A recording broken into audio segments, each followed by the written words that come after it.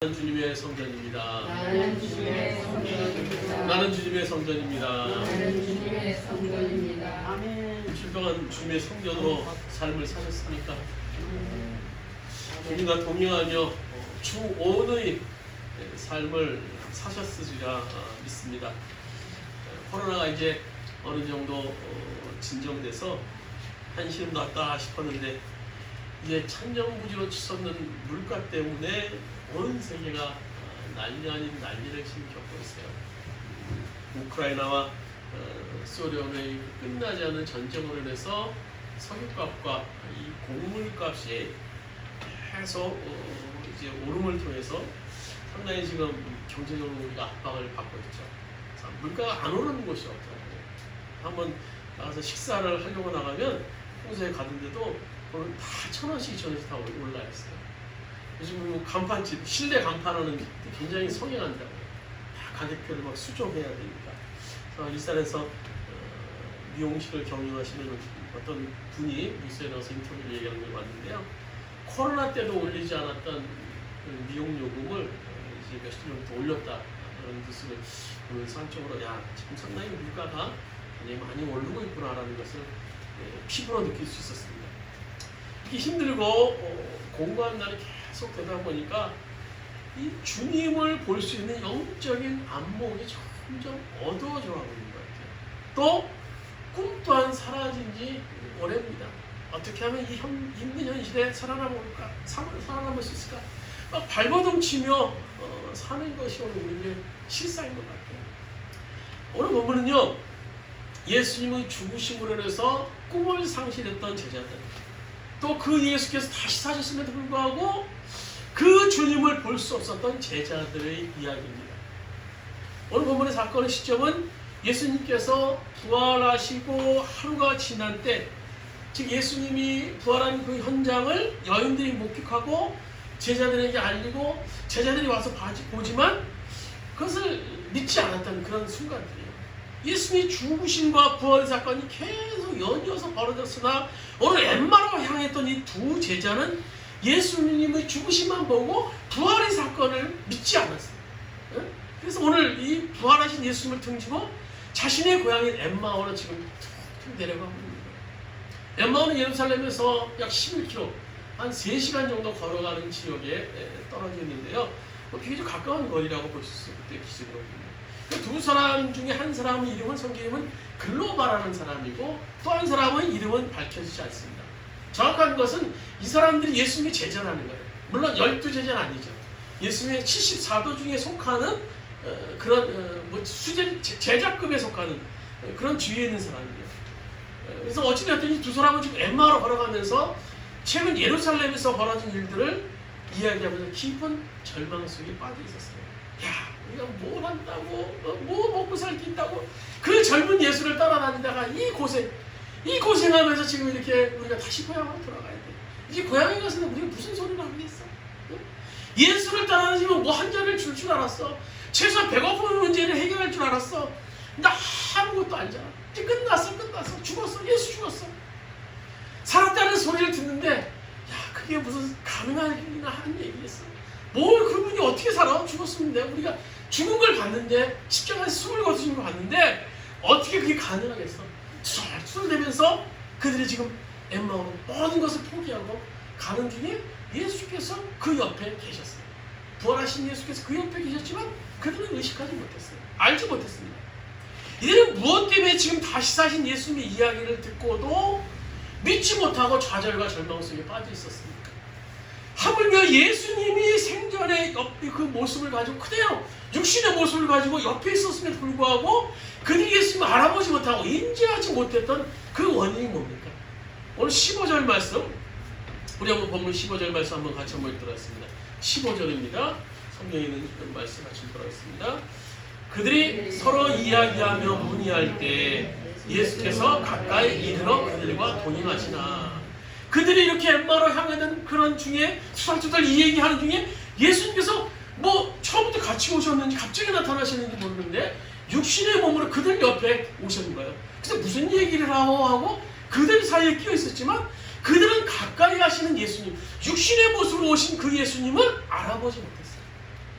평소에 생전에 그렇게 예수님과 가까이 있었던 제자임에도 불구하고 오늘 그 이유를 16절에 이렇게 말씀해 주고 계시죠. 그들이 눈이 가리워져서 그인 줄 예수인 줄 알아보지 못했다라고 기록하고 있어요.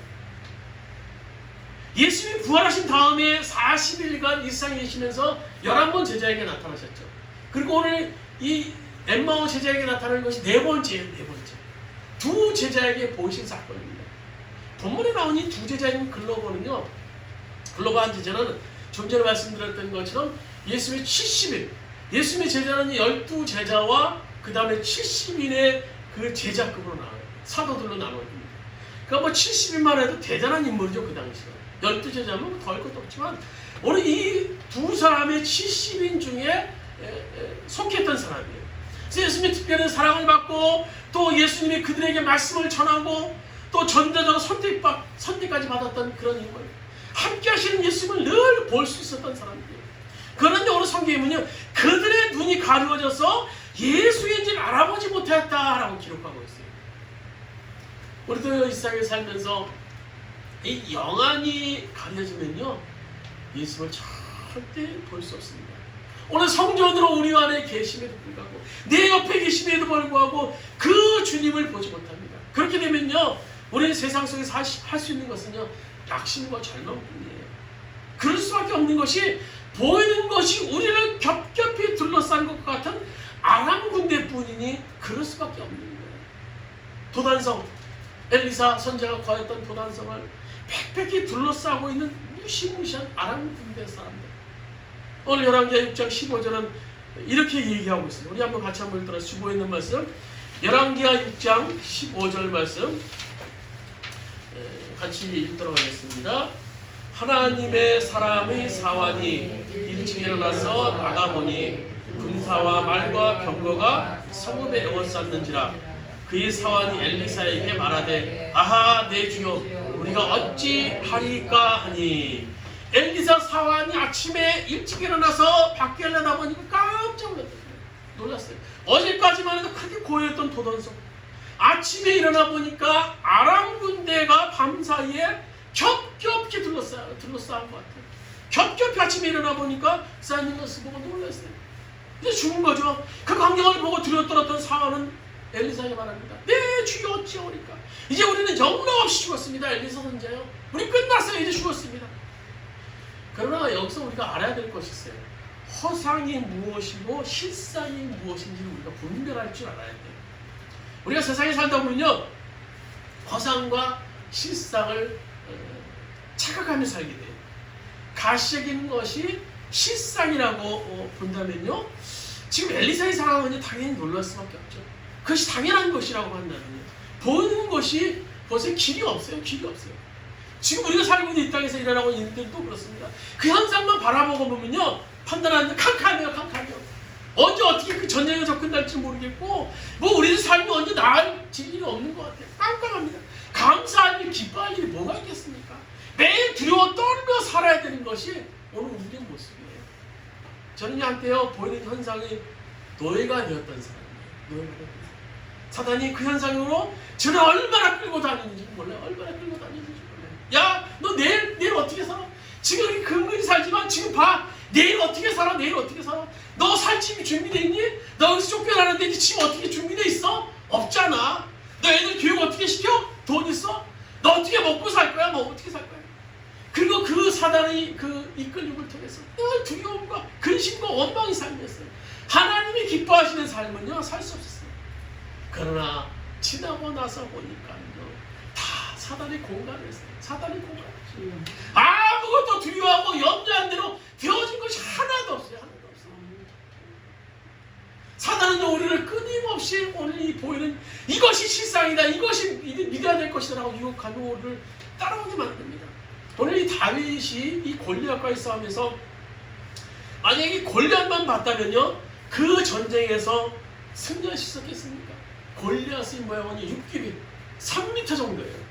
또 옷은요 완전 중무장합니다. 뭐 비늘로 모양으로 된 갑옷을 입고요, 또 투구를 쓰고 또 방패를 들고 오늘 이 어린 다윗 정말 연약하게 그지없는 다윗 앞에 나타납니다. 이것이 다윗의 상대가 안 되는 이것은요 싸움입니다. 마치 계란으로 바위치기. 가시적인 눈으로 본다면 다윗은 골리앗 앞에 들어 떨 수밖에 없어요. 아니 도망갈 수밖에 없습니다. 그러나 그것이 허상이라는 사실을 다윗은 알았어요. 오늘 사무엘상 17장 37절 말씀 우리 한번 같이 읽도록 하겠습니다. 사무엘상 17장 37절 말씀입니다. 또 여호와의 구원하심이 칼과 창이 있지 아니함을 이 무리에게 알게 하리라. 전쟁은 여호와께 속하는 것인즉 그가 너희를 우리 손에 넘기시리라. 칼과 창이라는 것은 구원하신 거 아무런 관련이 없는 허상이라는 거. 허상이라는 거.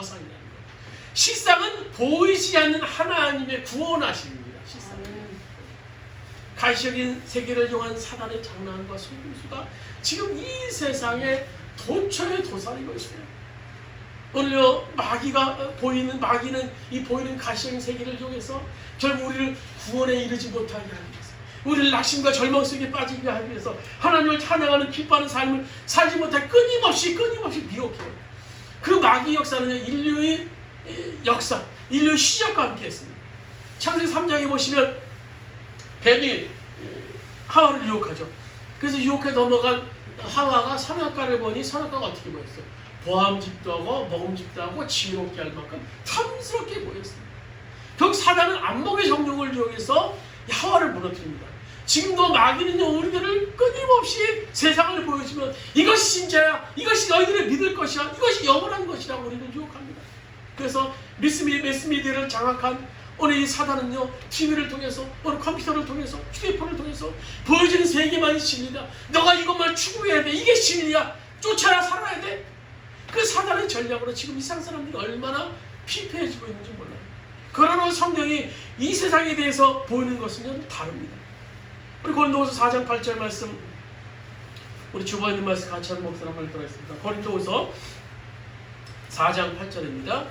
우리는 보이는 것을 바라는 것이 아니라 보이지 않는 것을 바라봅니다.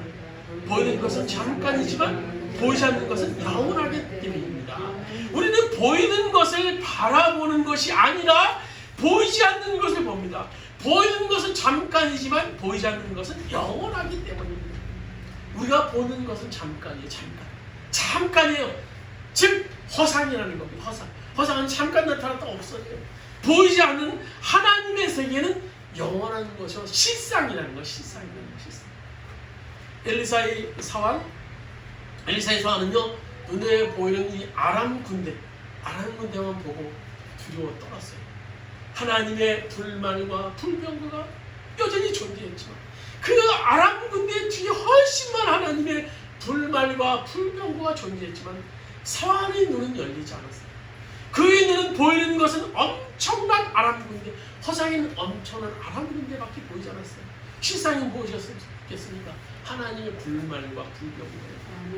오늘 열왕기하 6장 11절에 보면 이렇게 말씀하고 계시죠. 기도하여 이르되 여호와여 원하건대 그의 눈을 열어보게 하옵소서 하니 여호와께서 그 청년 사환의 눈을 여심해 그가 보니 불말과 불병거가 산에 가득하여 엘리사를 둘렀더라. 사환이 닫혔던 영적인 눈이 엘리사의 기도로 열리자 하나님의 군대를 볼 수 있게 됐던 겁니다. 오늘 본문에 보시면요, 이 두 제자는요, 다시 사신 예수님에 대한 이야기를 여인을 통해서 들었지만요, 믿지 않았어요. 그리고 그 예수님이 지금 그들 옆에 계심에도 불구하고 그 예수님은 알아보지 못했습니다.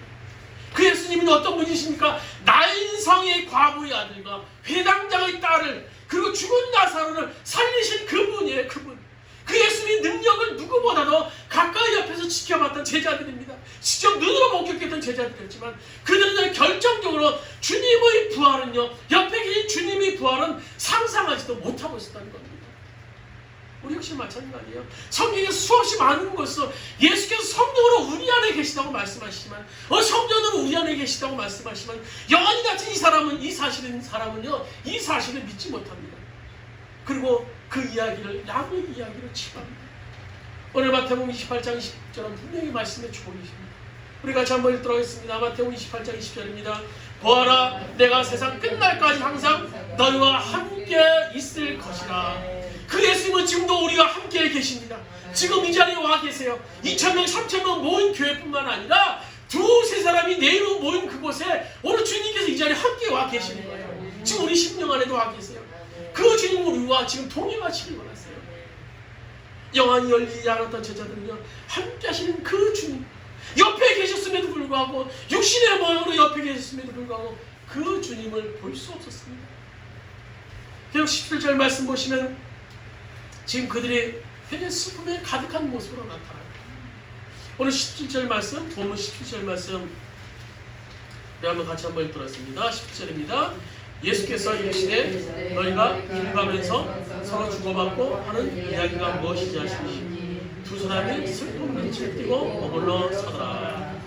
오늘 이 두 사람이 예수님께서 옆에 나타나셔서 야 너희들 주고받는 얘기가 도대체 뭐냐? 니네들 얼굴 보니까 겁에 질리고 공포에 질린 슬픈 빛을 띠고 있구나. 근데 그 굉장히 깊은 절망에 빠져 있는 거예요. 그 이유가 무엇이었습니까? 21절에 말씀해 주고 계시죠. 21절 다시 읽도록 하겠습니다. 21절입니다. 우리는 이 사람이 이스라엘을 성령할 자라 바랐노라. 이뿐 아니라 이 일이 일어난 장치가 사흘째요. 우리는 이 사람이 그 전 10절에서 21절 사이에 보면 이들이 예수님에 대해서 얘기하는 거예요. 예수님이 어떤 분이고 그분이었는데 그분이 돌아가셨다. 그분이 돌아가셨기 때문에 우리 꿈이 상실됐다. 이스라엘을 속량할 자라 바랐다. 이스라엘을 구원할 자라고 바랬다라는 거예요. 오늘 이 두 제자는요, 예수님을 이스라엘을 구원할 어떤 메시아, 정치적인 메시아, 구세주로 알고 있었어요. 이들의 꿈은요, 예수님과 함께 로마의 압제에서 해방되는 이스라엘 새 정부를 일으키고 새로운 세상을 만들 구상을 했었어요. 충분히 믿을 수 있는 것이 예수님을 몇 년간 쫓아다녀 보니까 예수님을 충분히 가능하다는 가능성을 봤어요. 그분이 행한 일들, 또 수없이 많은 사람들이 쫓아다니는 일들을 보면서 오늘 이 두 제자는 충분히 예수님이면은 우리들의 꿈, 우리들의 비전, 우리들이 속해 있는 이 이스라엘을 구원할 자다라고 믿게 됐다는 겁니다. 그러나 오늘 그 예수님은 십자가에서 그의 삶을 마무리하셨어요. 십자가 현장에 가보니까요, 예수님은 나약하게 그지없어 보였어요. 로마 병력인데 칙칙맞고 말 한마디에 이리저리 끌려다니고, 그리고 십자가에 죽으셨으니 모든 꿈이 물거품 됐다는 겁니다. 슬픔에 빠져서 오늘 자신의 고향으로 오늘 돌아가게 됩니다. 이와 비슷한 제자의 모습이 성경에 나오죠. 우리 요한복음 21장 3절 우리 한번 같이 한번 읽도록 하겠습니다. 요한복음 21장 3절입니다. 시몬 베드로가 나는 물고기 잡으러 가노라 하니 그들이 우리도 함께 가겠다 하고 나가서 배에 올랐으나 그날 밤에 아무것도 잡지 못하였더라. 베드로 혹시 예수님이 십자가에 돌아가시자 꿈을 잃고 절망 속에 빠진 채 패배자의 슬픈 모습으로 투쟁합니다. 나는 물고기나 잡으러 가겠다. 한때 베드로가 어떤 사람이었습니까? 예수께서 너는 이제 사람 잡는 어부가 되라 라는 말씀을 순종해서 그는 모든 것을 다 버려두고 주님을 쫓았던 사람이에요. 어부였지만 그물도 버렸어요. 사람의 가족도 버렸어요. 오로지 예수님에게 모든 것을 쏟았던 사람입니다. 그랬더니 그가 오늘 예수님이 돌아가시자 슬픔과 절망의 모습으로 나는 이 물고기나 잡으러 가야겠다. 꿈을 상실한 사람에게 남는 것은 무엇이겠습니까? 슬픔과 절망이에요. 슬픔과 절망. 꿈을 상실한 개인, 꿈을 상실한 공동체 마찬가지입니다. 여러분, 우리 자신에 대해서 절망할 때가 언제입니까? 꿈을 상실할 때, 꿈을 상실하십니다. 나는 여기가 끝인가 봐. 나는 여기가 끝인가 봐. 내 나이에 이제 뭘 하겠어? 내 나이에 이제 나는 이제 뭘 하겠어? 어느 90세를 이제 바라보는 원로 목사님이 후배 목사님을 모셔놓고 자리에서 조언을 하세요. 자기가 인생을 살면서 가장 후회했던 것이 70세에 이제 교회를 은퇴하면서 이제 하루하루 그냥 살다가 하나님 부르시면 가야겠다 라는 생각으로 살아왔던 지난 날이라고 말씀을 하시더라고요. 제가 10세 은퇴하면서 이제 앞으로 내가 20년 동안 최소한 살 건데 내 인생을 어떻게 좀 살고 어떻게 하나님 나라를 위해 살아야겠다라고 어떤 계획, 어떤 그런 템을 가지고 내가 살았으면 좀 더 좋은 인생, 하나님이 원하시는 그런 아름다운 인생을 살았을 텐데 나는 70에 은퇴하면서 그냥 이제 하루하루 살아야겠다라는 그런 삶을 포기하다시피 뭐 그렇게 살아야겠다라고 생각했던 것이 가장 안타까웠다는 거예요. 그래서 90세 지금 바라보니까 그 20년을 좀 더 알차게 계획적인 삶을 살았으면 그 20년이 지금 훨씬 나을 건데 나는 그렇게 살지 못해서 너무나 가슴 아프다라는 거예요. 그래서 여러분들은 이제 그 남은 20년을 바라면서 최소한 20년 이상을 바라면서 꿈꾸면서 계획하면서 삶을 살라라고 조언한 얘기를 들은 기억이 납니다. 우리 자신의 꿈을 상실하면요 절망합니다. 절망해요. 또 우리 가정을 바라면서 이 자녀들을 바라면서 절망적인 순간이 언제입니까? 자녀들에게 더 이상 꿈이 없어 보일 때, 꿈이 없어 보일 때 여기까지가 그냥 우리 삶의 끝인 것 같아요. 예수 믿는 것도 더 끝인 것 같고 뭐 어떻게 더 나은 삶도 없는 것 같아요.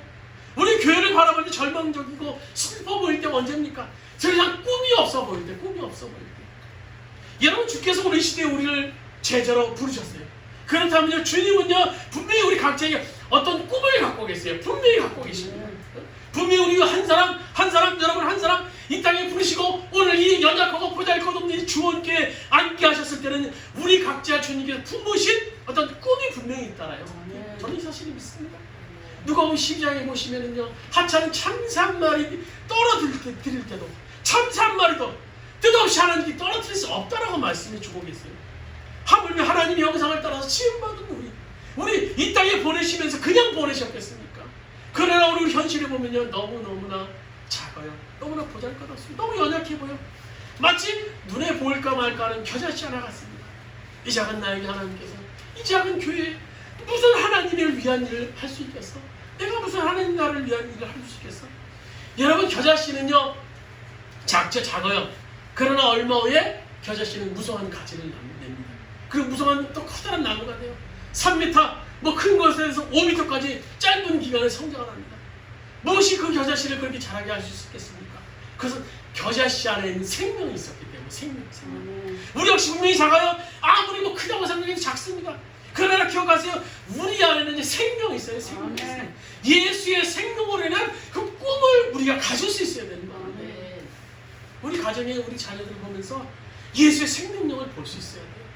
지금 보면서요. 아니 너 뭐야 이거밖에 못해?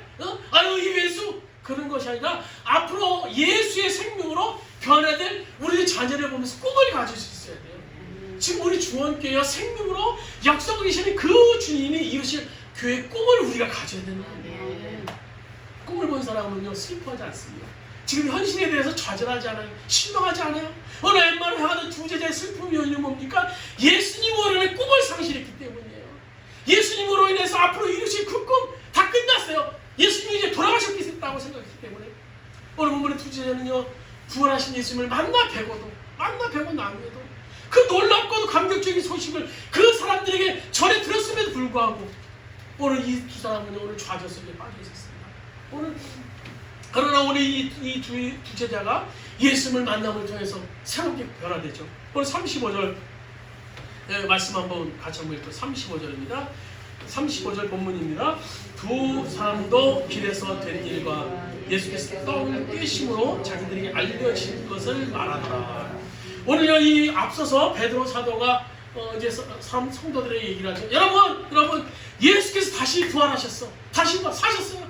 막 난리가 났을 거예요. 막 제자들과 수없이 많은 사람들 속에서 축제 분위기였어요.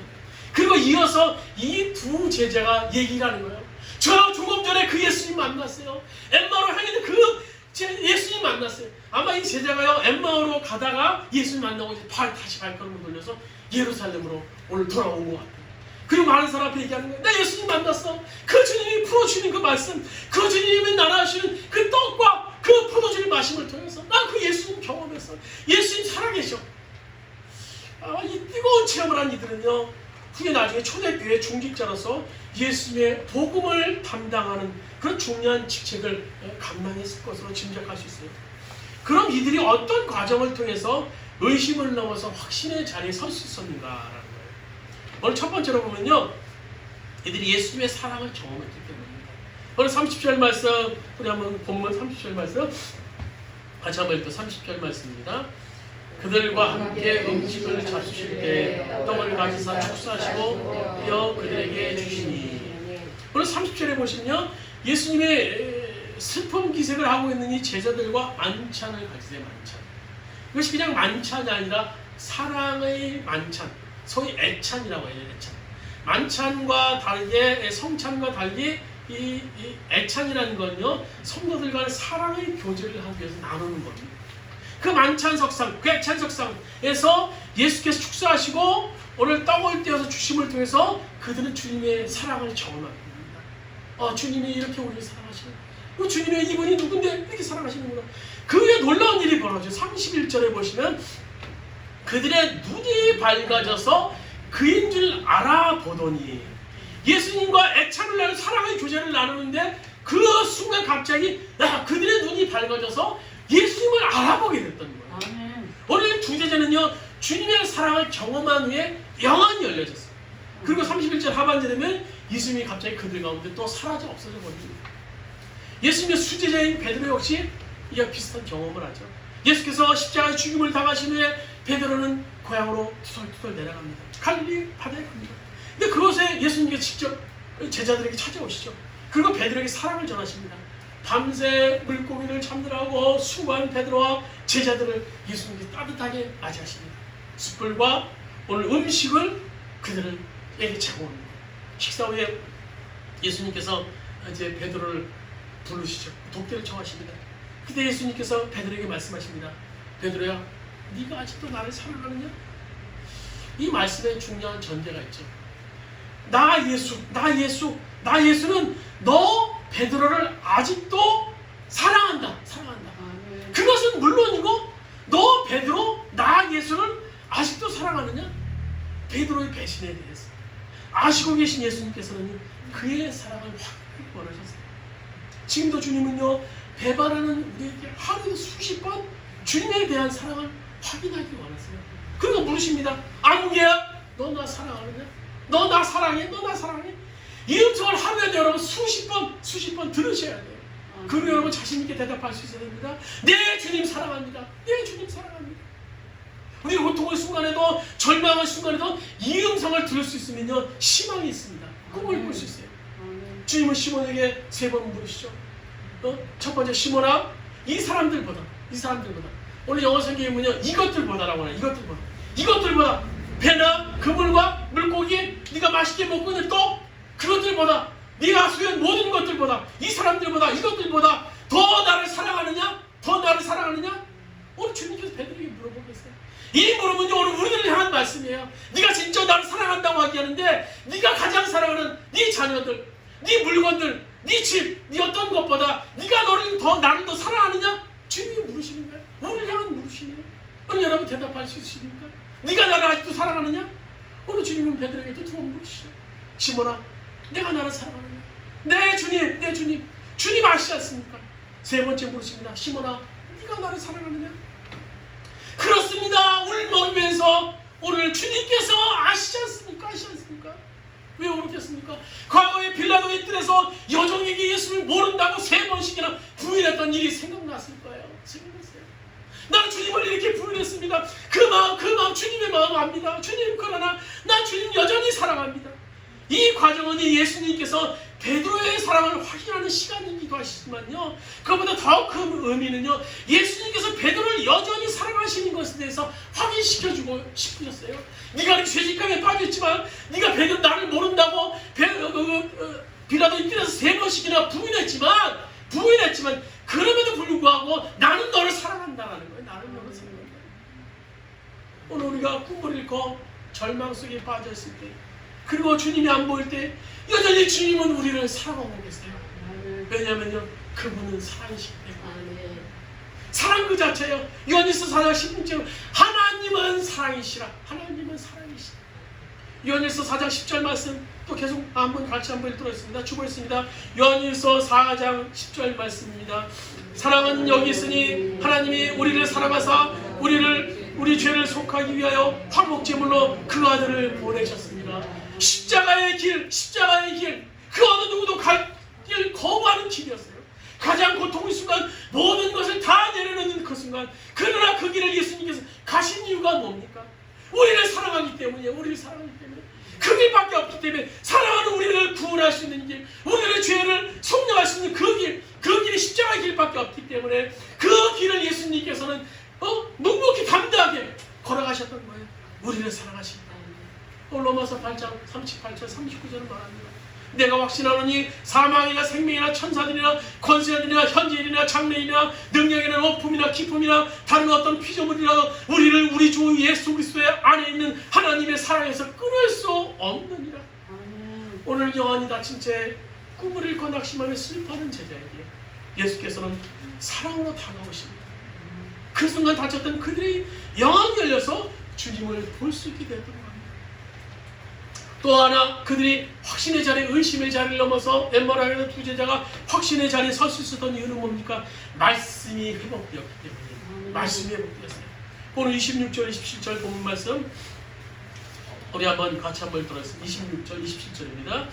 그리스도가 현 권한을 받고 자기 영광을 들어가야 할 것을 안니하시고 모든 선지자의 글로 시작하여 모든 성령과 자기의 관한 것을 자세히 설명하니. 오늘 제자들을 비롯한 유대인들의 오류는요, 하나님의 말씀을 제대로 알지 못했다는 거예요. 다 안다라고 생각했어요. 그러나 제대로 알지 못했어요. 예수의 제자로 누구보다 가까이 예수님이 말씀을 들었고 결국은요 그 말씀을 듣고 싶은 것만 들었던 겁니다. 듣고 싶은 것만. 분명히 구약성경에는요 그리스도의 고난과 영광에 대해서 여러 곳에 얘기하고 있어요. 그 대표적인 것이 이사야 53장에 말씀해주고 계시죠. 그가 찔림은 우리 허물 때문이요 그가 상함은 우리의 죄악 때문이라. 그래서 어린 양과 같이 그분이 우리들의 십자가를 지고 우리의 죄악을 담당하겠다. 오늘 성경 여러 곳에 말씀하시고 또 이사야 53장에 분명히 말씀해주고 계세요. 그러나 그 메시아에 대한 그들의 관심은요 오로지 영광에만 참여하려는 이기적인 양에게 빠져 있었던 겁니다. 그래서 영광 이전에 반드시 고난을 겪는다는 사실을 예수께서는 엠마로 향하던 제자들에게 구약의 말씀을 확인시켜 주면서 야 구약의 말씀에 이렇게 분명히 있어. 그리스도의 고난이 따른다고 영광에 따른다고 말씀해 주고 있지 않니? 예수님이 십자가의 고난의 영광을 위한 하나의 과정이라는 사실을 오늘 제자들에게 오늘 예수님께서 풀어서 설명해 주시는 거예요. 우리 세상에 살면서 수없이 많은 예수님의 기적의 현장을 경험합니다. 그 현장에서 우리가 예수님을 경험할 수 있는 길은 뭡니까? 말씀뿐입니다. 말씀. 주님은 보이지 않아요. 현실은 캄캄한 절벽 것 같습니다. 그러나 말씀을 여기서 볼 수 있지 않습니까? 말씀을 열어서 주님의 임재를 구할 때 놀라운 주님의 역사를 우리가 경험하게 되는 거예요. 오늘 예수님께서 40일 금식 후에 광야에서 마귀의 시험에서 승리할 수 있는 비결이 무엇이었습니까? 예수께서 마귀의 시험을 받으시면서 3번씩이나 한결같이 인용하신 말씀이 있어요. 기록되었어요. 오늘 마태복음 4장 4절 6번에 보시면 이렇게 말씀해주고 있어요. 성경에 기록되었을 때 사람이 떡으로만 살 것이 아니오. 또 7절에 보시면 성경에 기록되었을 때 주 너의 하나님을 시험하지 말라. 또 10절에 보시면 성경에 기록되었을 때 주 너의 하나님만을 경배하라라고 말씀을 주고 있어요. 오늘 예수께서 광야의 마귀의 시험에서 위에서 붙잡았던 것이 바로 하나님의 말씀이라면 우리 역시 광야 같은 이 세상에서 의심이 생기고 두려움만이 엄습할 때 그리고 주님이 보이지 않을 때 말씀을 붙잡아야 돼요. 오늘 본문에 예수께서 제자들에게 말씀을 풀어 설명할 때 어떤 역사가 일어났습니까? 32절 말씀 같이 한번 읽도록 본문입니다. 그들이 서로 말하되 길에서 우리에게 말씀하시고 우리에게 성경을 풀어주실 때 우리 속에 마음이 뜨겁지 아니하더냐 하고 놀라운 역사가 일어났어요. 하나님의 놀라운 역사, 하나님의 역사로 인해서 오늘 옆에 계신 예수님을 바라보지 못했고 말씀을 의심해서 그대로 순종하지 못했던 제자들이지만 말씀을 풀어서 설명할 때 그들의 마음이 뜨거워지고 예수를 볼 수 있는 영혼이 열렸다는 겁니다. 하나님 말씀은 놀라운 능력이 역사를 가지고 있어요. 오늘 이브리서 4장 12절에 하나님의 말씀은 살아있고 활력이 있어 좌우에 어떤 낯선 검보다 예리하며 혼과 영과 및 관절과 골수를 찔러 쪼개기까지 하며 또 마음의 생각과 뜻을 판단하나니 이렇게 하고 있습니다. 주님이 보이지 않는 바 한탄만 하지 마시고 말씀을 열어서 보시기 바랍니다. 놀라운 주님의 인도하심을 경험하게 될 줄로 믿습니다. 말씀 마치도록 하겠습니다. 오늘 엠마로 향하던 이 두 제자는요 예수님의 십자가 사건을 경험했습니다. 분명히 예수님이 옆에 계셨지만 보지 못했어요. 또 분명한 성경 말씀이 그들에게 주어졌지만 믿지 못했습니다. 일어나서 이들은 영혼이 다치고 꿈을 상실한 채 슬픔으로 오늘 그들은 오늘 엠마로 향해서 삶 속에 가려고 했습니다. 엠마를 하는 제자들의 모습은 오늘 우리들의 모습인데요. 주님의 영이 우리 안에 오셨지만, 주님의 성령을 우리 옆에 계시지만 영안이 닫힌 우리는요 그 주님을 보지 못합니다. 분명히 주님께서 말씀하시고 주님께서 우리들에게 아버지 행할 것을 말씀해주고 계시면, 아버지께서 말씀해주고 계시지만 우리는 보지 못하고 듣지 못합니다. 말씀으로 우리에게 하나님 나라에 대한 비전을 분명히 보여주셨지만 우리는 그 말씀을 믿지 못합니다. 그 결과 우리의 하루하루의 삶은 절망과 낙심 속입니다. 오늘 이 환경 속에서 허상을 바라보면 낙심 속에 무너짐을 경험할 때가 얼마나 많은지 몰라요. 그러나 오늘 엠마로 가던 두 제자는요 예수의 사랑과 말씀을 통하여 영안이 열리고 하나님 나라에 대한 비전을 회복할 수 있었어요. 그래서 엠마를 하는데 그 발걸음 돌려서 이제 예루살렘으로 향합니다. 하나님의 비전을 바라본 자, 그 비전을 바라본 자, 이제 두려운 것이 없는 거예요. 우리 역시 예수님의 사랑을 회복해야 됩니다. 예수님의 십자가 사랑을 경험해야 됩니다. 그리고 말씀을 읽어서 그 주님을 경험할 수 있다면요, 다쳤다면 우리 영안이 열리고 하나님 나라에 대한 비전을, 꿈을 회복하게 될 줄로 믿습니다. 주님이 말씀하신 하나님 나라의 비전. 오늘 우리 각자에 대한 비전, 우리 가정에 대한 비전, 우리 자녀들에 대한 비전, 우리 교회에 대한 비전, 이 민족에 대한 비전, 그 비전을 발견하게 될 줄로 믿습니다. 그래서 우리들의 발걸음도 이제 엠마를 향하는 것이 아니라 예루살렘으로 돌려서 주님께 맡겨진 그 사명, 그 하나님 나라의 비전을 실천할 수 있는 오늘 여러분 되시기를 주님의 이름으로 축원드립니다. 오늘 말씀을 생각하시면서 찬양 우리 한번 엠마로 가는 부제자 우리 2절 말씀 같이 한번 목소리로 한번 부르도록 2절입니다. 우리 1절부터 한번 부르도록 하시겠습니다. 엠마 마을로 가는 부제자 절망과 공포에 잠겨 있을 때 엠마 마을로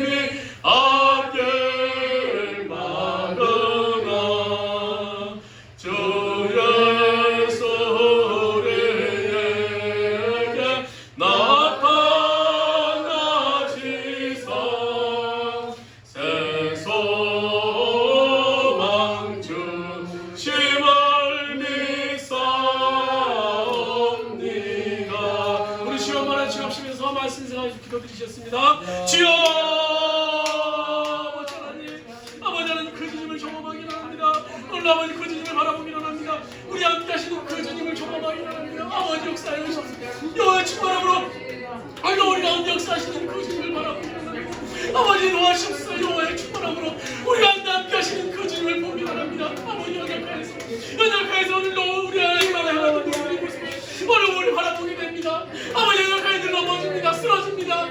아버지 도와주세요. 아버지 도와주세요. 오늘 아버지와 좌절과 낙심속에 빠져있는 원래 마음 하였던 이 그들의 모습, 바로 우리들의 모습입니다. 우리들의 모습입니다. 바로 납니다. 두 제자가 오르납니다.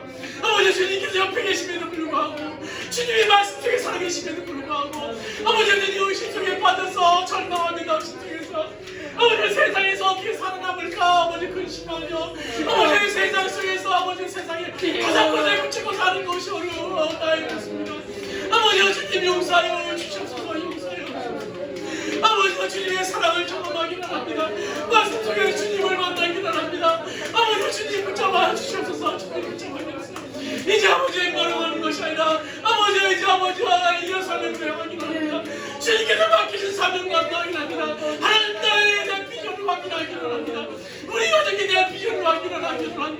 주님의 교회에 대한 비전을 하기를 합니다. 아버지여 주의 역사하시옵소서. 주의 역사하시옵소서. 주님 붙잡아주시옵소서. 여호와의 충만한 너희와 함께 하시는 그 주님을 경험하기를 합니다. 아버지 우리를 돌이켜주시옵소서. 우리 가운데 역사하여 주님 아버지 그 주님을 경험하기를 합니다. 아버지 우리가 진짜 주님의 힘을 깨닫기를 합니다. 아버지가 도와주시옵소서. 여호와의 충만함으로 우리가 함께 하시는 그 주님, 우리가 주님을 통하여 산사방을 발견할 수 있도록 인도하여 주시고 여호와의 그 주님을 통해서 우리가 아버지 새로운 소망, 아버지 새로운 소망을 가지신 우리들 될 수 있도록 아버지 인도하여 주시옵소서. 여호와의 아버지 장면 가운데 빠진 우리를 바라보시며 아버지 인도하십시오. 주님, 엠마로 행했던 이 두 제자가 바로 우리입니다. 납니다. 나. 예수님이 옆에 계심에도 불구하고 우리 가운데 말씀을 하심에도 불구하고 말씀 속에 분명히 기록되어 있음에도 불구하고 오늘 여전히 엠마로 행했던 모습, 이 두 제자의 모습이 바로 납니다. 우리입니다. 절망 속에 좌절 속에 빠져서 어떻게 살아야 되나 근심 걱정하며 살았던 것이 오늘 우리들의 모습 바로 납니다. 예수님이 옆에 계심에도 불구하고 사망 것을 이기시고 부활하셔서 우리가 동행하시는 그 예수님이 옆에 계심에도 불구하고 깨닫지 못했던 이 엠마로 행했던 두 제자가 바로 우리들의 모습입니다. 주님 용서하여 주시옵소서. 용서하여 주시옵소서. 우리가 함께 하시는 그 주님의 사랑을 발견하기로 합니다. 기록된 말씀 안에서 역사하시는 그 주님을 경험하기로 합니다. 이 우리들의 발걸음이 아버지 주님의 사랑과 주님의 그 말씀 속에서 하나님 나라에 대한 비전을 발견할 수 있는 우리를 낼 수 있도록 인도하여 주시옵소서. 내 자신에 대한 하나님의 꿈을 꿀 수 있도록 인도하여 주시옵소서. 우리 가정의 자녀들에 대한 하나님의 꿈을 꿀 수 있도록 인도하여 주시옵소서. 우리 이 주님의 주원교회를 향한 주님의 꿈을 꿀 수 있도록 인도하여 주시옵소서. 주님의 세워진 비전을 발견할 수 있도록 주님 인도하여 주시옵소서. 이 민족을 향한 오늘 아버지 지름과 같은 어둠과 같은 아버지 진영이 날라 서로 아버지 손가락질하는 이 세상을 바라보면서 낙심하는 것이 아니라 이 세상 속에서 여전히 비전을 가시고 이 민족을 통해 생하시는 그 비전을 발견할 수 있는 우리 모든 성도들이 될 수 있도록 주 인도하여 주시옵소서. 그래서 아버지 우리가 큰 꿈을 가짐을 통해서 이 땅에서 하나님의 나라를 이루어 나갈 수 있는 놀라운 하나님의 자녀들이 될 수 있도록 주님이 인도하시고 역사하여 주시옵소서. 주님을 믿습니다. 주님을 바랍니다. 산소망으로 역사하실 그 주님을 바랍니다. 우리 가운데 역사하여 주시옵소서. 이제는 우리 주 예수 그리스도의 은혜와 하나님 아버지의 영원하신 사랑하심과 보혜사 성령님의 감화 감동 내시 교통하시는 은총이 여전히 우리와 함께 하시고 또 함께 하시기 원하시는 그 주님과 동행하심을 통해 승리의 삶을 살기로 하는 좌절과 아버지 걱정과 두려움을 넘어서 예수와 함께 승리하는 삶을 살기 원하는 오늘 성도들 머리 위에 그의 가정과 직장에 이 민족 위에 아버지 주님의 교회 위에 아버지 이부터 영원까지 함께 하시기를 간절히 축원하옵나이다.